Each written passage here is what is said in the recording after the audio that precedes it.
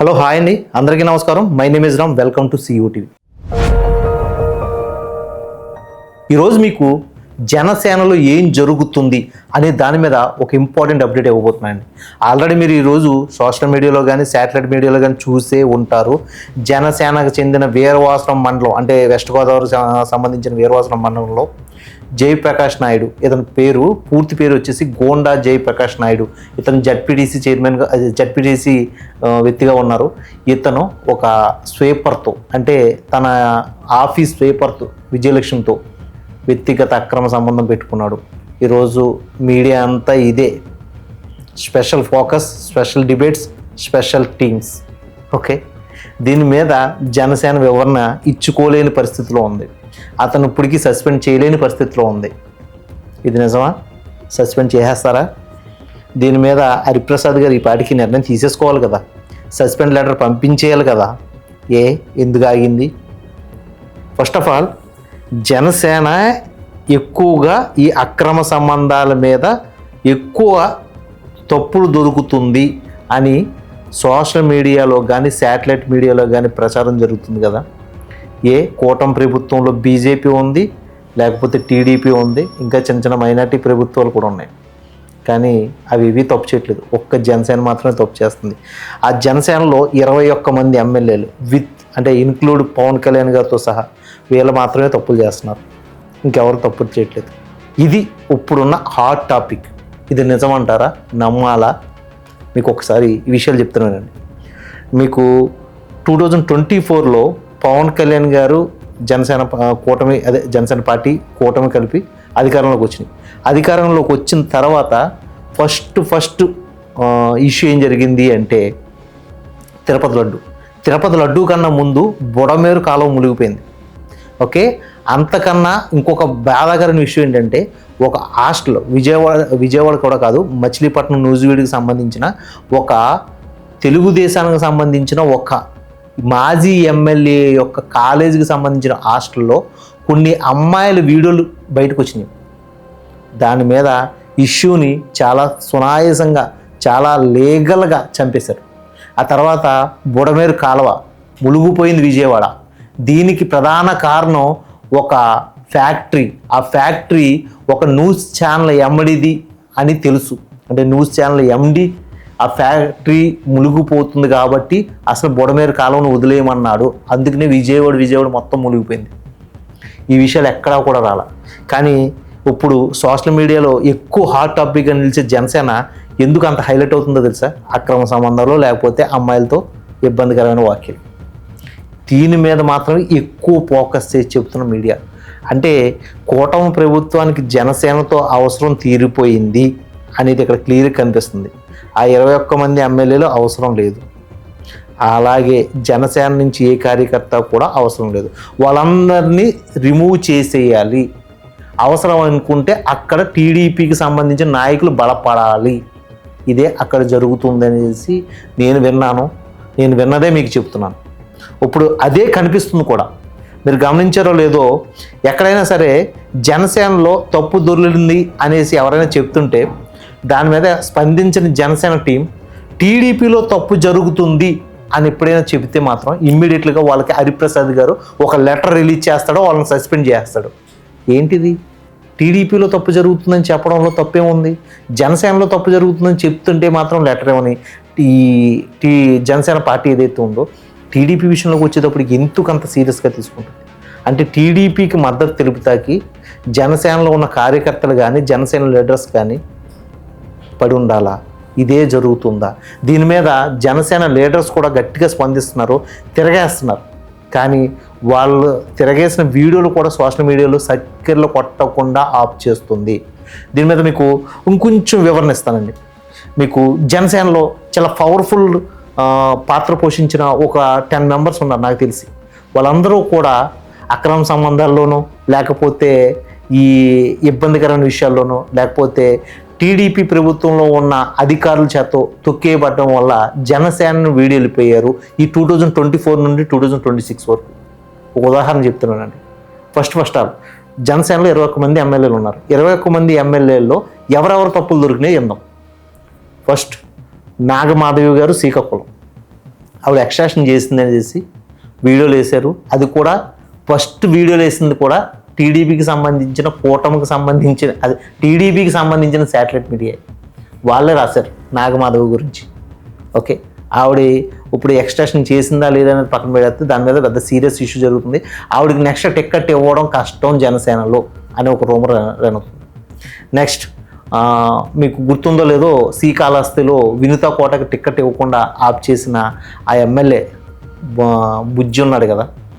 Okay, ఇప్పటికి ఆ issue మీద జనసేన ఎక్కడా కూడా స్పందించకుండా దాన్ని ఆప్ చేయించేశారు. ఇప్పటికి వినుత కోట బహిరంగంగా బయటకు వచ్చి పోరాడుతూనే ఉంది.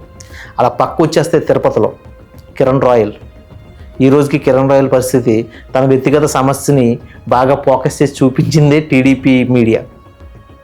దానివల్ల అతను బయట పడలేక ఈ రోజుకి జనసేన కొమ్ము కాస్తున్నా కూడా జనసేన నుంచి అతనికి అందవలసిన ప్రతిఫలాలు ఏవి కూడా సరిగ్గా అందట్లేదని ఇబ్బంది పడుతూనే ఉన్నాడు. మొన్న కూడా అతను వీడియోలో మాట్లాడుతూ కూటమి ప్రభుత్వం నగ్గడానికి జనసేన ఎక్కువ కారణం పోషించింది, వాళ్ళు ఏదైనా ఎగస్ట్రాలు చేస్తే మాత్రం ఖచ్చితంగా జనసేన వ్యతిరేకం తిరుగుతుందని మాట్లాడాడు.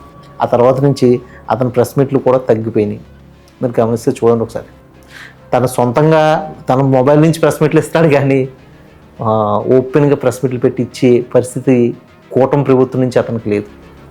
ఇక అరవా సీదర్ గురించి కొత్తగా చెప్పవలసిన అవసరం లేదు. రైల్వే కూడా అరవా సీదర్. ఓకే, మొత్తం అతన్ని భూస్థాపితం చేశారు. అక్కడ ఇప్పుడు టీడీపీకి సంబంధించిన నాయకులను బలపరుస్తున్నారు. మీకు ఇప్పుడు వరకు చెప్పిన వాళ్ళందరినీ కూడా అక్కడ తొక్కేసి టీడీపీకి సంబంధించిన నాయకులను బలపరుచుకుంటున్నారు. మీకు గమనించారా? అలాగే బొలిశెట్టి శ్రీనివాసరావు తాడేపల్లిగూడెం, అతను చాలాసార్లు బయటకు వచ్చి ఇదే మాటలు చెప్పాడు. నాకు ఇక్కడ ఏ పని చేసుకోవడానికి నా జిల్లా ప్రెసిడెంట్ అంటే మంత్రిని ఒకరిని ఇస్తారు కదా, జిల్లా విప్, అతను మాత్రం నా పని చేసుకోవడానికి అడ్డుపడుతున్నాడు. ఓకే, నాకు జిల్లాలో ఏ అధికారమైన ఫంక్షన్స్ జరిగినా లేకపోతే ఏ అధికారమైన కూటమి ప్రభుత్వం తీసుకున్న నిర్ణయాలని నేను ముందుకు సాగించడానికి లేదా ముందుకు తీసుకెళ్ళడానికి నాకు ఎటువంటి పవర్స్ ఇవ్వట్లేదు. నేను నా అధ్యక్షుడు పవన్ కళ్యాణ్ గారిని కలవడానికి కూడా అపాయింట్మెంట్ దొరకట్లేదు. సో అందుకు నేను దూరంగా ఉంటున్నాను జనసేన పార్టీకి, బట్ ఎమ్మెల్యేగా ఉంటున్నాను అని చెప్పారు. అలాగే ఇంకొక వ్యక్తి గురించి చెప్తాను. పంతం నానాజీ కాకినాడ. ఇతను కొంచెం ఆవేశపడైనా కానీ ఇతను ఆ సామాజిక వర్గం అంటే జనసేనకు సంబంధించిన సామాజిక వర్గాన్ని గట్టిగా అతను హెల్ప్ చేస్తుంటాడు. అతను కూడా ఎక్కువగా వైఎస్ఆర్సీపీతో కలిసి ఉంటున్నాడు అని మీడియా కథనాలు రాసింది. సో అప్పటి నుంచి కూడా పంతం నానాజీ గారు ఎక్కడా కూడా జనసేన పార్టీ కార్యక్రమాల్లో కానీ ప్రెస్ మీట్లో కానీ తక్కువగా కనిపిస్తున్నాడంటే నమ్ముతారా? అలా అక్కడున్న ఎంపీ, ఓకే, ఈ రోజుకి ఆ ఎంపీని పవన్ కళ్యాణ్ గారే తిట్టారనేసి ఒక మాట నడిచింది. ఓకే, అది కూడా మొన్న అరవా సీదర్ గారి ఇష్యూలో మొత్తం పార్టీ మీటింగ్ పెట్టి నొప్పుకున్నప్పుడు ఆ పార్టీ మీటింగ్లో ఈ ఎంపీని తిట్టారు. ఓకే, మీరు అసలు ఇండియాలోనే ఉండలేదు, ఇంక మీరు పార్టీకి ఏ హెల్ప్ చేస్తారు అంటూ ఎంపీని తిట్టారు. ఓకే, అది పక్కన పెట్టేస్తే ఈస్ట్ గోదావరిలోనే రాజుల నియోజకవర్గంలో వరప్రసాద్ ఇతను ఎక్స్ట్రాక్షన్ చేశాడు అని నిరూపించేసే విధంగానే శాటిలైట్ మీడియా, అదే టీడీపీకి సంబంధించిన శాటిలైట్ మీడియా 2 సార్లు కథనం రాసింది. అంటే ఇక్కడ మీకు అర్థమైందా? అక్కడ గొల్లపల్లి సూర్యరావు గారినో లేకపోతే ఇంకొక వ్యక్తినో బలపరచడానికి, అది కూడా టీడీపీలోకి తీసుకొచ్చి బలపరచడానికి ఇప్పుడు వరప్రసాద్ గారు అవసరం లేదు అని చూపిస్తుంది. ఇక్కడ కూడా జనసేన భూస్థాపితం అయిపోతుంది. ఇక వెస్ట్ గోదావరిలోకి వచ్చేటప్పటికి నర్సాపురం గురించి చెప్పవలసిన అవసరం లేదు. జనసేన టికెట్ ఇచ్చిందే 2 సార్లు అతనికే, నాయకర్, బొమ్మిడి నాయకర్. సో ఇతని మీద కూడా ఎలిగేషన్స్ చూపిస్తున్నారు టీడీపీ. అక్కడ బండారు మాధవ నాయుడిని కానీ లేకపోతే టీడీపీ వర్గీయులను మాత్రం ఎక్కువగా ఫోకస్ చేసే విధంగా చేస్తూ బొమ్మిడి నాయకర్ ఎక్స్ట్రాక్షన్ చేస్తున్నాడు అనే విధంగా అయితే మాత్రం టీడీపీ ఎక్కువగా పవన్ కళ్యాణ్ గారికి ఇన్ఫర్మేషన్ పాస్ చేస్తుంది. సో పవన్ కళ్యాణ్ గారు దాని మీద స్పందించడం జరిగింది. బొమ్మిడి నాయక్ గారు సెటిల్మెంట్లు చేస్తున్నారు. అండ్ ఇంకోటి ఏంటంటే ఆ నర్సాపురం నుంచి సకినేటిపల్లికి ఒక ఓడ, దాన్ని ఏమంటారు, పడవ మార్గం ఉంది. దానికి ఒక పెద్ద బోట్ వేస్తారు. ఆ బోటు విషయంలో జరిగిన గొడవలో ఎక్కువ ఎక్స్ట్రాక్షన్ జరిగిందని, దాన్ని ఏదో పంటి ఏదో అంటారు, ఆ పంటి విషయంలో ఎక్స్ట్రాక్షన్ జరిగిందని చెప్పారు.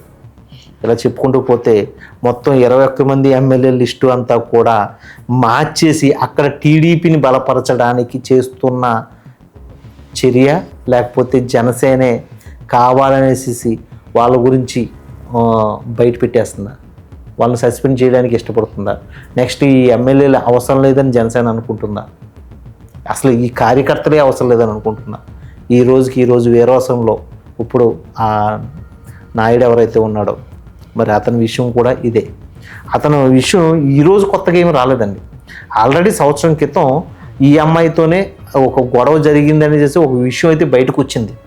బయటకు వచ్చినప్పుడు అతను ఏదో సెటిల్మెంట్ చేసుకున్నాడు అనేసి ఒక విషయం అయితే రన్ అయింది.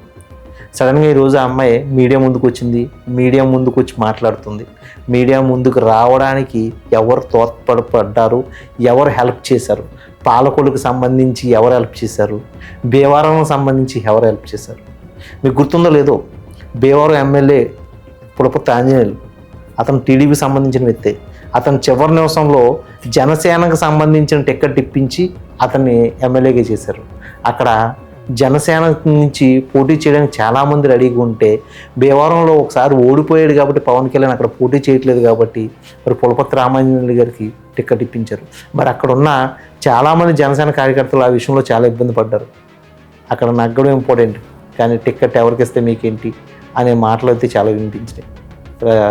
మొత్తం చెప్తూ పోతే జనసేన ఇక టీడీపీకి అవసరం లేదు అని చూపించడానికి ఫోకస్ చేస్తున్న విషయాలే ఇవనేసి చాలామంది జనసేన కార్యకర్తలు నోరెళ్ళబెట్టి గోల పెడుతూ కామెంట్స్ పెడుతుంటారు.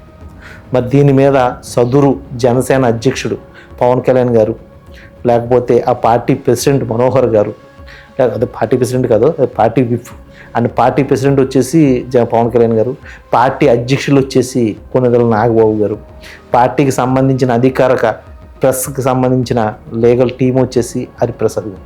ఈ నలుగురు ఎవరైతే ఉన్నారో వీళ్ళ తప్ప ఇంకే కార్యకర్త కూడా జనసేనలో లేనట్టుగానే కనిపిస్తుంది. లేనట్టుగానే కనిపించడం కాదేమో, అసలు తీసేస్తారేమో అన్నట్టుగా ఉంది. గతంలో నాకు తెలిసి అంబటి రాంబాబు గారి మీద అంటే అతను వైఎస్ఆర్సీపీకి సంబంధించిన వ్యక్తి కాబట్టి అతని మీద గల్లా మాధవి ఏదో ఒక గొడవ చేసింది 2 నెలల క్రితం. ఆ గొడవలో అంబటి రాంబాబు గారు బూతులు తిట్టారు ఎవరిని, చంద్రబాబు నాయుడు గారిని. ఆ విషయం మీద ఈ అంబటి రాంబాబు గారి ఇంటి మీదకి దాడికి వెళ్ళిన టీడీపీ ప్రభుత్వం సంబంధించిన కార్యకర్తలు, అక్కడెక్కడ కూడా జనసేన కార్యకర్తలు లేరు. ఎందుకు అంటే ఆ జనసేనలో చాలామంది ఎక్కువ మెజారిటీ కార్యకర్తలందరూ కూడా అంబటి రాంబాబు గారికి చెందిన సామాజిక కార్యకర్తలే. సో అందుకని వాళ్ళు ఎవరూ వెళ్ళలేదు అనేసి ఒక టీవీ 99లో ఒక ఇష్యూలో ఈ అడ్వకేట్ రజని ఇలా చెబుతూ అసలు కూటమి ప్రభుత్వం ఇలా ఎందుకు చేస్తుంది, టీడీపీ ప్రత్యేకంగా జనసేన కార్యకర్తలు ఇటువంటి విషయాలని కొంచెం ముందుకు వెళ్ళకుండా వాళ్ళు వెనక్కి అడుగు వేస్తున్నారు. ఎందుకంటే ఎవరితోనూ గొడవ పెట్టుకోవడం కరెక్ట్ కాదు. రేపొద్దున వైఎస్ఆర్సీపీ వచ్చి ఇలాగే తలను నరుగుతానంటే మేము ఇబ్బంది పడాలి కదా. మేము రాజకీయాలు చేయడానికి, సేవ చేయడానికి, సర్వీస్ చేయడానికి వచ్చాం తప్ప ఇలా గొడవ పెట్టుకుని ఎవరిని పడతాను కొట్టడానికి కాదు. టీడీపీ ఇది పరిశీలన తీసుకుని ఇమీడియట్గా ఇలాంటి విషయాల్ని కంట్రోల్ చేయాలి, లేకపోతే వాళ్ళని సస్పెండ్ చేయాలి అంటూ రజనీ గారు మాట్లాడిన మాటలకి సాయంత్రానికి ఆవిడకి ఒక నోటీస్, షోకేజ్ నోటీస్ వచ్చేస్తుంది. షోకేజ్ నోటీస్ కూడా కాదు, మొత్తం టోటల్గా జనసేనకి ఆమెకి ఏ విధమైన సంబంధం లేదు అంటూ హరిప్రసాద్ గారు ఒక లెటర్ అయితే రిలీజ్ చేశాడు. అంతకుముందు అదే టీడీపీకి సంబంధించిన శాటిలైట్ మీడియాలు అన్నీ కూడా ఆ విషయంలో ఈ అంబటి రాంబాబు గారిని తిడుతూ, లేకపోతే గల్లా మాధవ గారు చేసిన విధానం కరెక్టు అని చెప్తున్నది కరెక్ట్ కాదు అన్నందుకేనా ఇదంతా చేసింది. ఇదంతా చూస్తూ ఉంటే మీకు రాబోయే రోజుల్లో జనసేన అనేది కూటమి ప్రభుత్వంలో ఉండదు అని చెప్పడానికే ఈ మొత్తం జరుగుతున్న చర్యలు.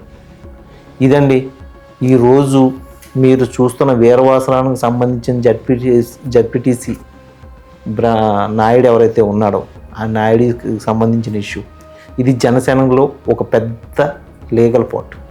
మరి దీన్ని జనసేన ఎలా ఎదుర్కొంటుంది, రాబోయే 2029లో టీడీపీతో కలిసి ఉంటుందా, కూటమి ప్రభుత్వంతో కలిసి ఉంటుందా, లేకపోతే జనసేన అనే పార్టీయే లేకుండా పోతుందా, వెయిట్ అండ్ సీ చూడాలి. మరి దీని మీద దిలీప్ శంకర్ గారు ఏ విధంగా స్పందిస్తాడో ఈరోజు వీడియోలో ఇంకా చూడాలి.